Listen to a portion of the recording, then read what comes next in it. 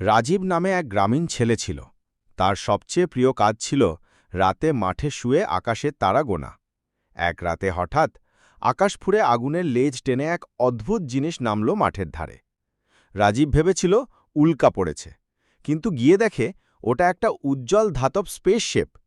দরজা খুলে বের হলো দুজন অচেনা সত্তা। তাদের চামড়া নীল সবুজ, চোখ বড় বড় আর দেহ চিকন লম্বা। রাজীব ভয় পেল। ওরা হাত নেড়ে বলল, ভয় পেও না, আমরা অন্য গ্রহ থেকে এসেছি, তোমাদের প্রকৃতি দেখে শিখতে চাই।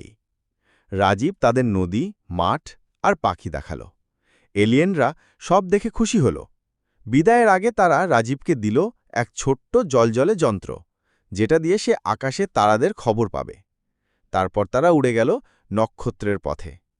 রাজীব আকাশের দিকে তাকিয়ে রইল, মনে মনে ভাবল, হয়তো একদিন আবার তার বন্ধুদের সঙ্গে দেখা